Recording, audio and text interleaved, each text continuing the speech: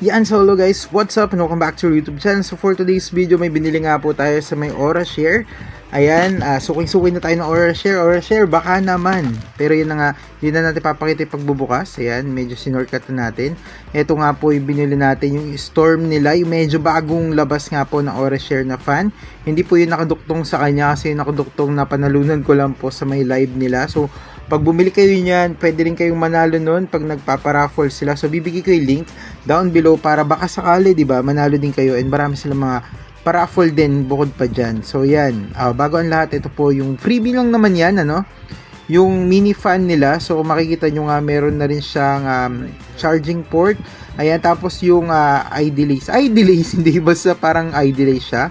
Ayun, saka ito nga yung pinaka kanya tawag dito, fan. And ito talaga yung main reason kung ano ba talaga yung binili natin sa Aura Share. Ayan, and papakita ko sa inyo yung laman niya. At guys, to be honest, meron siyang gray na ganyan na kulay, pero ang pinili nga po natin yung orange. And of course, kasi syempre medyo shocking ang kulay ng orange, so yun ang pinili natin. Medyo agaw pansin siya. Uy, agaw pansin yun.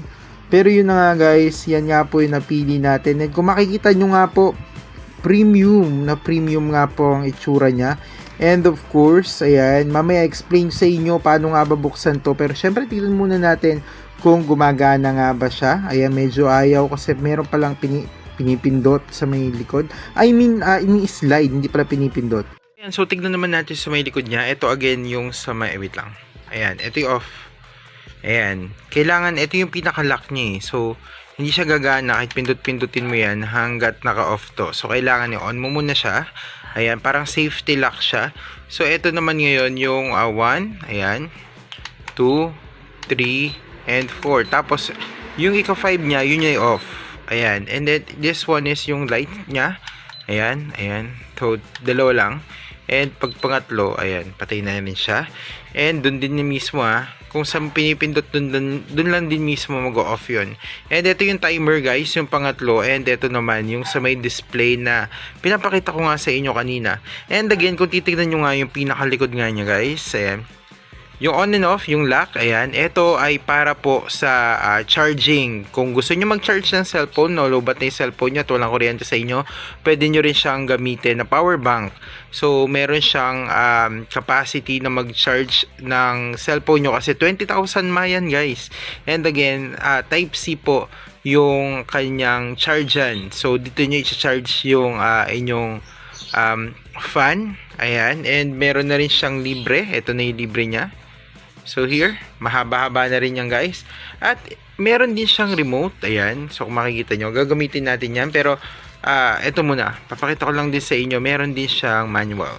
Ayun, so iharap na natin siya. Wait lang. Ayan, so sabihin na natin medyo malayo ka, kailangan mong gamitin to. So ayan, or tinatamad kang pumunta sa kanya, ayan, pwede na siya on. Of course, kailangan naka-on doon sa may gilid. Ayan, so katulad nung sa may likod niya, pagka in-on natin to, ito lang po yung pwede natin pindutin dyan kasi off na to mismo. Pag pinindot mo siya, off na siya. Ayan, so on natin. So kung gusto natin lumakas, pindutin lang ulit natin to. Ayan, and ayan, so di ba? Oh, mabilis lang siya actually. Matutunan. To be honest, ilang pindutan lang naman to. And kung gusto mo magkaroon ng ilaw, ayan, yung pangatlo, ayan, and off.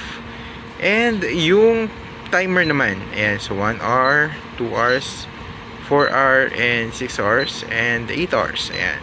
So again guys, syempre, ayan, mas mabilis siyang malobat pagka mas malakas.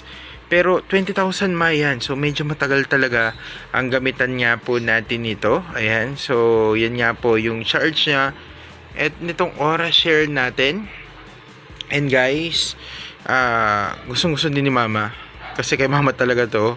Gagamitin daw niya sa simbahan, ayan, pagka nainitan siya. And sobrang goods din to. Ayan, so ito po yung Aura Share natin. Medyo pricey lang siya ng konti, pero di ba, para sa ganitong function, di ba? Ang ganda na. So patayin muna natin. Ayan, so and off na natin muna siya. So yun guys, hanggang dito muna yung ating pinaka-vlog about dito. Sobrang ganda niya, na-test ko na siya, as in ang tagal nung battery niya pag number 2 lang, pero ayun, sobrang sulit. And again guys, ayan, kung gusto nyo bumili nito, bibigay ko yung link sa inyo kasi may mga nakita akong mga fake na nagkalat na nagbebenta nito. So kung saan ko ito nabili, dun kayo mismo makakabili para naman hindi kayo ma-fake ng produkto na ito. And masabi ko talaga sobrang sulit siya for me, and hindi ako nagsisisi nga po na bumili nito, at talaga magagamit mo siya pag nawala ng kuryente. Yun lang, bye bye, thank you!